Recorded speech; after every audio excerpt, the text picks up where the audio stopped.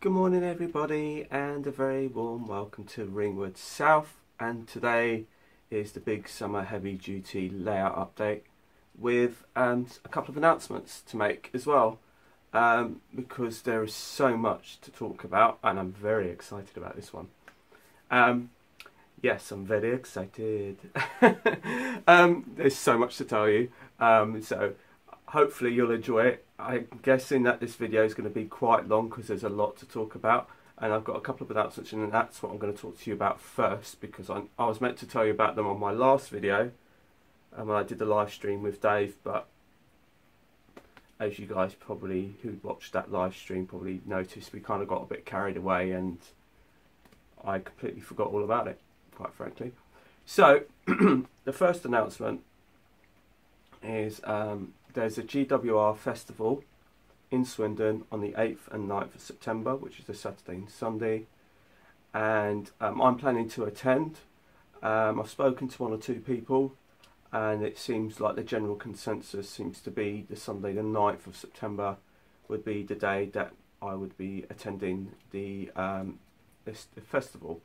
Now, if those of you who are not sure what that's about, if you go to the Steam website at Swindon, it will tell you basically, and they've also got a Facebook page, it will tell you basically the all the ins and outs of what's happening. It's basically, if you haven't been there, it's basically got the Steam Museum, and with the festival there's also the model railway side of things. So it's going to be a great day out. And hopefully it's not going to be like it is today, because I don't know if you can hear it, but it's a very gloomy, wet Thursday Basingstoke morning here, and it's not very nice at all here to be honest today, but it's just as well I'm off.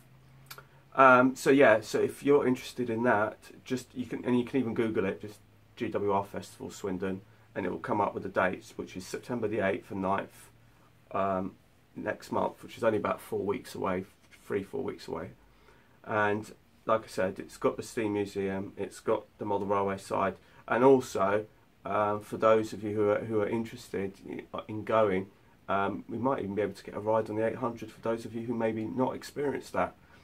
So maybe we could do a meet-up maybe at Reading Station or something like that for those of you travelling by train, and then we can all hook up together for those of you that are interested, and then we can all just go down and jump on the train.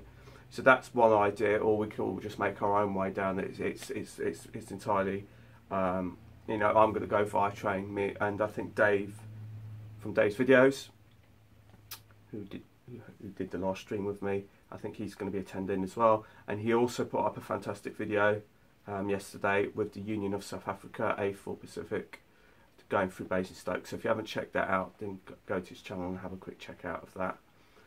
The second announcement is to do with the layout. I came to a decision that I'm not planning on taking it to an exhibition now. I've decided to give that the old hook. The reason for that is not because I don't think it's good enough, because I think I could get it to a standard which would be more than good enough to go to an exhibition. But it's I'm starting to get used to kind of like the ins and outs of putting it together and how much work is involved in putting it together and taking it apart, that I've come to the conclusion that I really don't really want to have to take it apart that often. However, that being said, the main reason actually why I'm not going to do the exhibition circuit with this is because I actually want to extend it, and I want to extend it and be called the Lytton Project. But that won't be executed until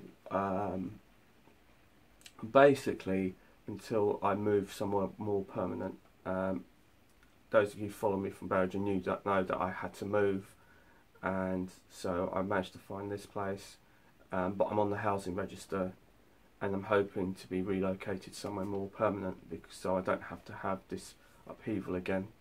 I'm hoping that when I next move, that'll be pretty much me done and dusted, really.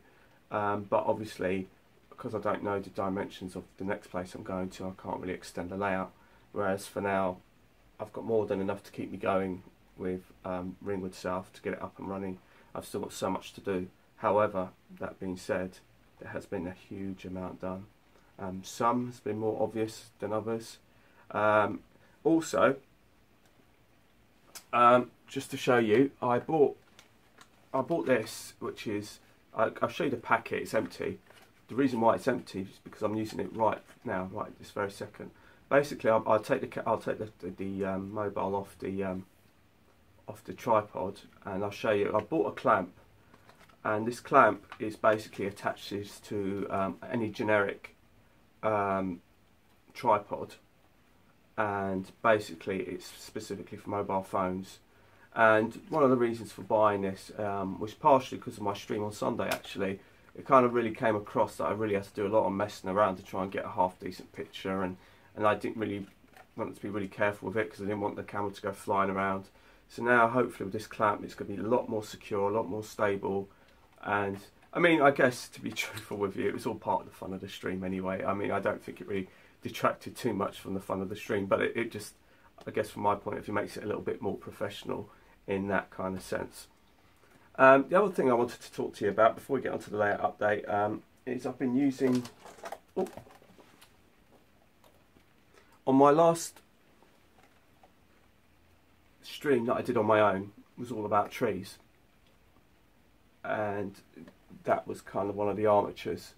Now this armature for a tree came with this pack from Finely Foliage, which I bought. I bought another pack. This isn't the pack that I showed you on my live stream when I did making trees. This is another one that I've bought, and the reason why I've wanted to show you this pack is because these armatures, you get one in for every pack that you buy, so you can make a tree out of these bits of Finely Foliage. And before, the other pack was relatively empty.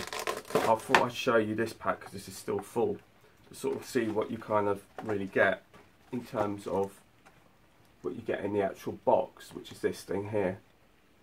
And if you just pick at it, just this bit on its own is like a tree on its own almost. And obviously you can play with these and manipulate these and break them down to make them smaller bits and all sorts. But this is the sort of bits that you get with it. And you just tease them out really, and then you just get bits and pieces off of it. This is like another piece, you know, that could be another tree. And I've used this all around the layout, and it's really, really fantastic stuff, highly recommended. You get it in all sorts of colours and things like that. The other colour I bought was a slightly darker, well actually it was given to me, was a slightly darker green. This is an olive green.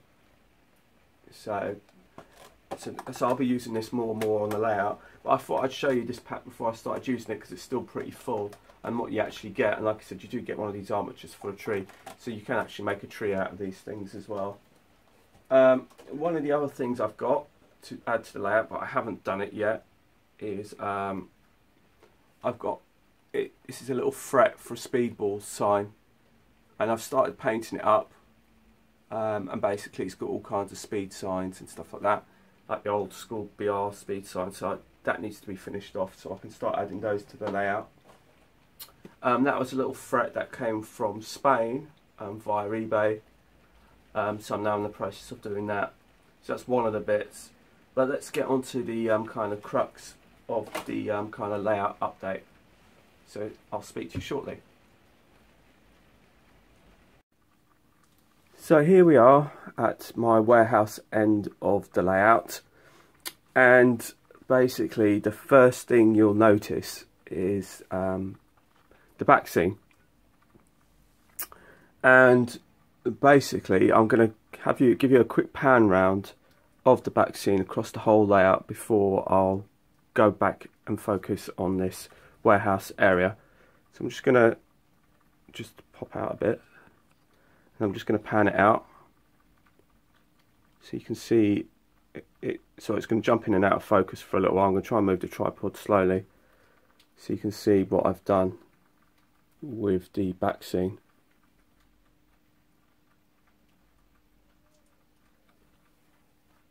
That's it, it's kind of focused in a bit. And as you can see, down at that end, I've actually done some scenery and painted in. I started having a go at painting in a bit of a backdrop to it, right down the very back of the layout there.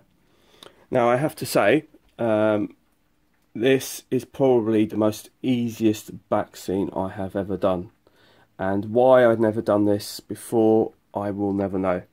I can't take full credit for this because I have to credit Andy Peters. He's put up a fantastic video on YouTube on how to do this, and I've just tweaked it to suit me, basically. Now I had let me just give you my point of view on back scenes, and then, like I said, I don't mean to disrespect anybody and anyone's layouts with what I'm about to say, but it's just my own personal point of view. I've played around with, and those of you who follow me from Barrage will know that I've played around with various back scenes. I've played with mainly Gauge Master back scenes, actually, but it kind of applies to any sort of back scenes where you can just buy it, whether self-adhesive or whether you paste it yourself. Photographic back scenes, they're all the same. My view of them is I don't personally like any of them, and it doesn't matter whether it's by ID back scenes or Gauge Master or whoever makes them, Pico, whatever. Because as fantastic as some of them are, to me, if you don't get it right, it just makes the layout look awful. You know, you get some fantastic ID back scenes and it looks absolutely brilliant when it's laid in properly. But if you've got creases, marks, tears, or it's not lined up properly, it can just look absolutely awful. And I've also had these issues over at Behringer where the layout was extended to a point and then it got extended further, and then I had to change the back scene to try and match it in. And because I'd used a ready-made back scene instead of a painted back scene, it was so much more harder to then blend it all in, and it just became a mishmash of back scenes. Also, you just get creases, tears, bubbles, and it's just quite difficult to do. So I decided originally with this layout, as you can see, I originally had the blue, just a plain blue back scene. And actually, I'd spoken to Dave over at Cottesmore, who'd asked me about my advice, and he'd asked me, among others, I should say, not just me, for some advice on back scenes, and I just gave him my point of view, which is what I'm basically telling you, that I don't particularly like the ID back scenes. Now, the great thing about this, what I have done here now, is it's just paint.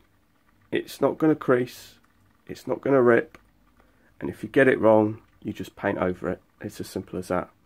And this effect can be achieved in literally just minutes. It really is that simple. All it is basically, I mean, I had, those of you who remember, I just had the plain blue board.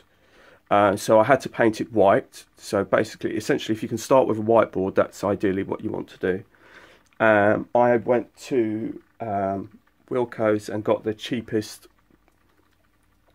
light blue spray paint that I could find, which I thought was suitable. And basically all I've done is just simply misted it over the white. Just misted it, didn't go heavy handed on it, just misted it, gently misting it over and over. And then I went over it lightly at first, put it on the backs, put it on the layout. If it was too light, I'd go over it again. If not, you know, you just go over it again and go darker. But like I said, the beauty of this is if you get this wrong, you just simply paint over it. It's no big deal, and it's not a difficult effect to achieve at all, and it is so realistic. I mean, when I saw it up against my plain blue one, and I had yesterday, I did a comparison shot of my plain, I don't know if I've got it. If I have, I'll probably stick it on the end, but I'm not sure if I have. I took a shot of where those two joins are. I had the plain blue one on that side, and I had my cloud effect on that side, and the comparison, you could see how different it was and how much better it is. And it was just so much better to do it like this. It's just made a huge ton of difference to this layout, doing it like that. Unfortunately, there has been a casualty out of all of this, and the casualty being the backs of the boards. The backs of the boards where I'd laid them down to spray the tops, they've got some paint on the back, so I now have to repaint the back of the layout, which is fine. It's not a big deal. It's because at the end of the day, it's not a problem. Like I said, it's only paint. If you get it wrong, it's not the end of the world. And that has made a huge amount of difference to the layout and to this warehouse as well. Just putting the warehouses up, it looks absolutely amazing. I'm so happy with it.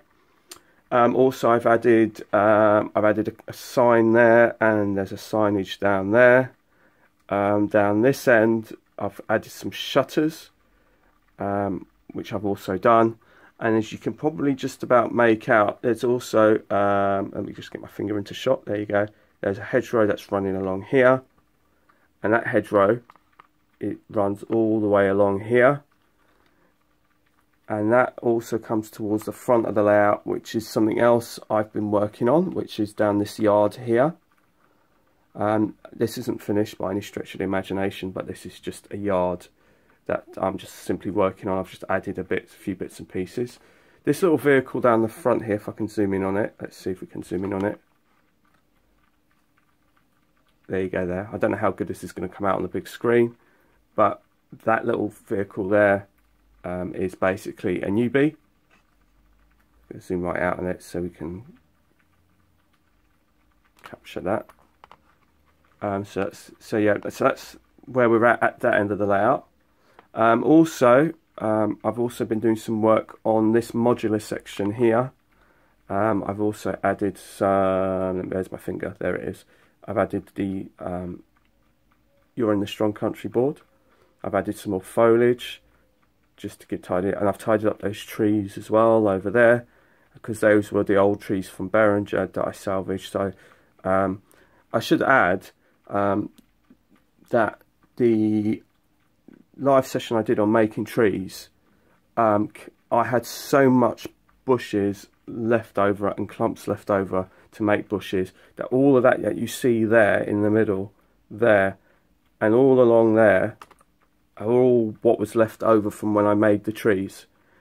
And I didn't specifically go economical on making these trees that I made, which I'll show you in a little while, but that was just what's left over, and I've still got a lot left over. So you can use that, though, buy those trees if you want trees, make them, and you still have loads of stuff left over to make bushes and things like that. It's kind of a bit like Metcalfe buildings. When you build Metcalfe buildings, you always get loads of extra doors and windows that you can use for other projects. So that's, and as you can see down there, the hedging extends all the way around, and all the way along to the very end of the layout. And that is my fine leaf foliage on top of my scouring pads that I said that I bought, which I showed you. As we move over to, let me see if I can shunt you over to the next modular board, if we can do that. Let's see if how that works out. Let's see if that works. Alright, on my next modular board, I did exactly the same on the next module at the back of the layout, which is, where's my finger? There it is. Those hedging there. Added foliage all the way along onto that. I've also did some work in the tunnel mouth and basically made that smaller, and added some bushes and everything like that, and then some shrubbery. And again, those were all leftovers from the tree making kit that I was making, all those trees that I was making. These two engine sheds, which I was planning on maybe losing, I'm glad I didn't. I've given them a complete weathering. As you can see, I've toned them right down. The tops have been weathered completely. There's also a perimeter wall that runs along here. Also, something I should actually mention whilst I am here, and I'm going to put you right up here to try and give you as best height as we can. I also did the yard in the centre, and that yard there was a complete and utter bodge job. It really was, but as it turned out exactly how I wanted it. It really never came out. That's actually my third attempt. The first attempt I did, it just wouldn't go off, it wouldn't dry, it just come out absolutely awful. I then tried to put some fine buff materials on it. That didn't work, and I just didn't like it because I thought, oh, it looked too light. I then scraped it all off, but the grey residue from the paste that I made underneath was still sticking around. So when I put the next layer of filler in, all that got mixed up and gave us this kind of mixture that you kind of see in front of you. And then I basically added some black cinders and black powders, and it ended up working exactly how I wanted it. And it's got some tufts of grass on it as well, which I'm really happy with. And it's come out really well. And also I've kind of blended in the hut. Let me see if we can get down into the hut with some more bushes down there. So that's kind of blended in, and then we've got some ivy growing down the side of it. There's also a weighbridge. Now the weighbridge is actually this actual hut that I got from Metcalfe came with a paper weighbridge, and this paper weighbridge was absolutely rubbish, to be honest. It was literally, you see where the line is, that basically was the length of it. But if you had Arctics, and now I used to be a weighbridge clerk, I used to get all kinds of vehicles, and including Arctic lorries, and basically with the one that Metcalfe provided you, you couldn't put an Arctic lorry on it. And now this is made out of, if I just quickly take this out, and you can see that it's lined with matchsticks. If I just come out of it, it's lined with matchsticks to give it that little bit of a shelf. And I don't know if it will pick it up. But basically this is I think it's Will's checker plate. I don't know how well this will come out. That might come out well, like that. And that's basically some checker plate, which I've then painted in some sort of gunmetal, toned it down. And like I said, you can fit... Oh, actually, wrong way around. You can fit an Arctic lorry in. There's a bit of a spring to it. But then again, all bridges weighbridges have a little spring to it. And if I put the little lorry there, you can sort of have a rough idea of how that kind of works. Like that. And that kind of gets weighed. Let's see if we can go higher up to see if I can get behind the engine shed. Just behind the engine shed, you can see I've done some more foliage right round the back down there. Again, that's fine leaf foliage, like the matting strips that you just tear off. Also, as you can see in the steam area, I've added cinders and a perimeter wall. So let's go down. So we take you down. So we have a perimeter wall. So that perimeter wall comes all the way along. So let's just move you along until we get to here. And again, we have the wall that runs all the way around, the curved wall. And then there's cinders, which I've done. I've done all that bit. I haven't done that bit yet. That's the bit that needs to be done. That's always needs to be left over. But I've also done that. The hedging along the back. There's a gate there, so people can traverse across. Well, not people, but the workers can traverse across onto the platform if needs be. I've still got to do the crossing and finish the crossing on that. I've also done the wall along the station and bedded all that in. I've also put some turfs and things on the turntable. I've also put some bushes again, lots of bushes. I don't know how this is going to pan out, but yeah, that's kind of all the way along here. There's bushes and things bedded in, rusty rails and all the rest of it, turfs.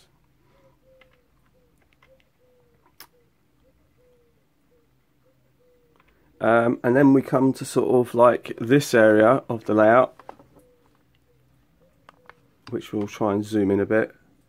Now this is the trees that I've done. Now I have actually improved the trees since you last seen them, because using the fine leaf foliage matting, a lot of the matting crumbles and falls apart, and you get all these little leftovers. So I've been sprinkling the leftovers on top of the trees to give various different colours on the trees.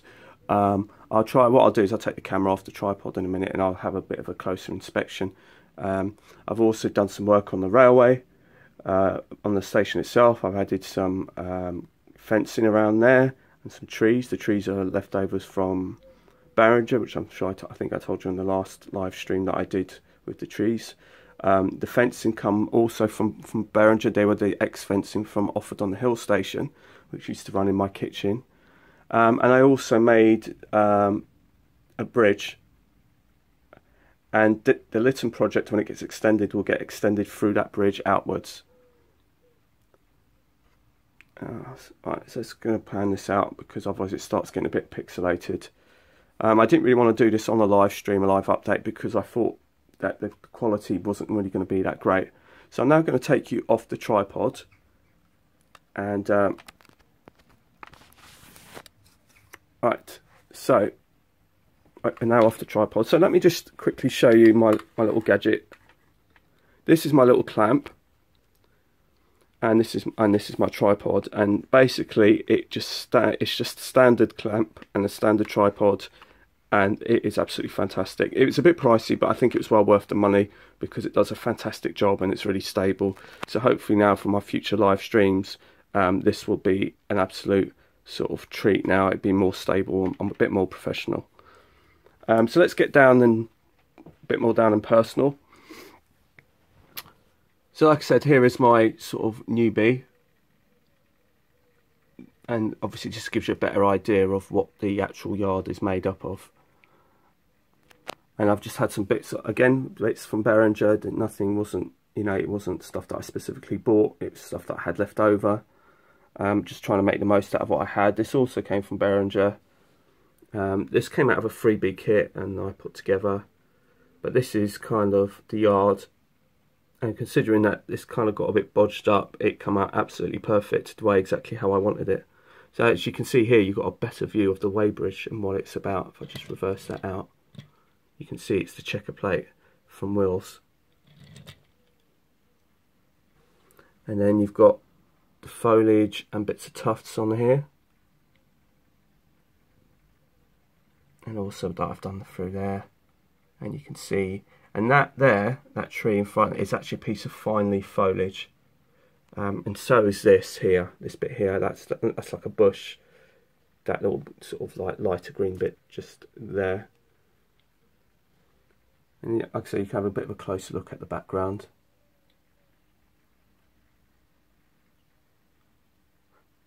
This is, like I said, the steam shed area. What I've done with the cinders. And you can see the roof, how that's kind of been weathered down and toned down. When I last looked, actually, Anthony, these were like on sale in Hatton's for about 30 odd quid, which I think is a real bargain, to be honest. And then you can sort of see what I've been doing with the turntable. I also added the sort of capping stones, as you can probably see around the outside of the turntable. And you can see all the bushes and everything like that. That runs along here. Just kind of bedded that in, put a little bit of a pathway and a gate. One of the things I have to do is, you see that wall over there, that's made out of paper sheet. The reason why I bought that paper sheet was to do the perimeter of this turntable. So that's what I need to do, is do the inside of the turntable to brick that up, because I couldn't use plastic cards because that was just too tight. So I'm going to use the brick paper instead and stick that in.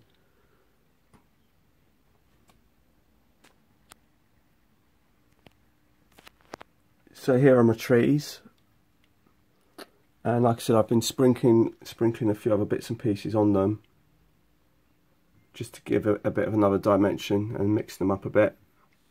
So they've come out better than what they were. Here's the back scene that I've just tried to sort of paint in a bit. It's kind of like my first attempt at it, but it come out alright. It looks pretty decent. I'm going to put the fine leaf foliage basically in this archway to fill that up, and then make it out like it's disused through there, and that's where the line finishes. But then it will get reopened once the Lytton project takes place.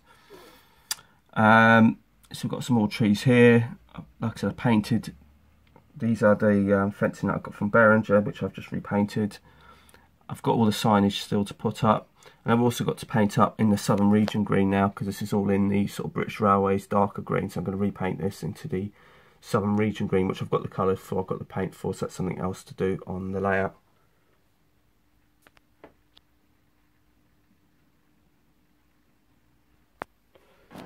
So this is the back end of the layout, and this particular piece I just managed to repaint, but I ran out of paint, so you can see sort of kind of how it's kind of got a bit messed up. It's a bit untidy at the back at the moment, because of where the paint had got to it, where it'd been lined on its back.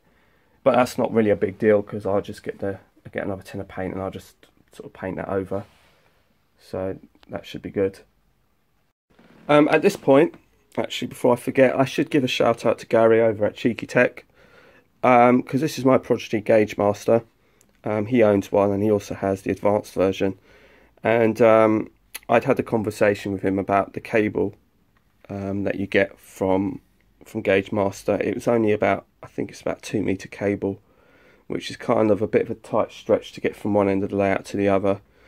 And he kindly said to me that he had some cable that works perfectly fine with the Gauge Master unit, and that he could kindly get me a longer length, which he duly did. So thank you very much once again for that, Gary. It's much appreciated. So down at this end, nothing much has changed. I mean, these are the locos I've sort of been testing with at the moment, so nothing much has changed. But even underneath, that hasn't escaped my attention, because there's a lot of wiring, but it's all tidied up. And there's a lot of tidying up wiring that's been going on. I mean, I know it looks like someone's been shot under here and there's a load of bullet holes, but that's just where the feeder wires and stuff that used to be there, and I've changed the track plan a few times as well since. But this is one of those chop blocks that you can separate quite easily to separate the boards. It's one of those plug and play ones. So that's what I've been doing across the boards, is when I did the rewiring, to make sure that all these boards could be electrically separated, in case there's any faults with the layout, that they can be traced and isolated. So it's all tidy under here. It is organised mess. I mean, I don't think anyone's got a particularly great setup with wiring in terms of having it completely tidy, but this is about as tidy as I can get it without kind of tripping up over anything. So that's something else that's been sort of done to the layout.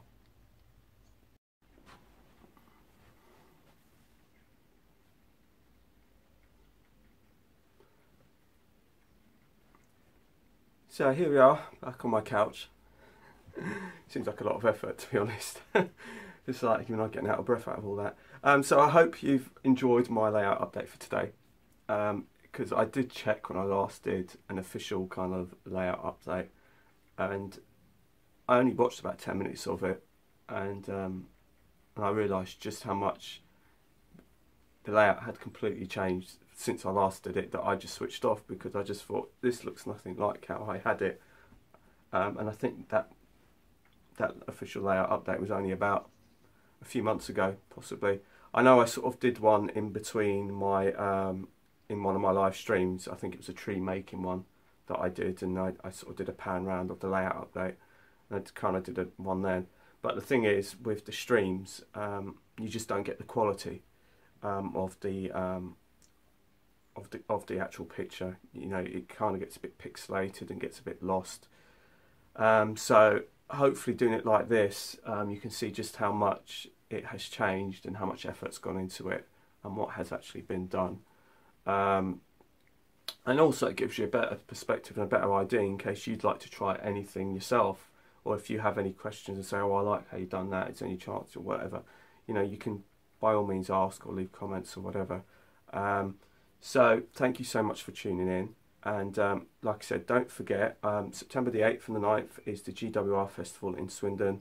And if you are interested and you are available and you'd like to go, then September the 9th, which is the Sunday, is the day that we are looking to go.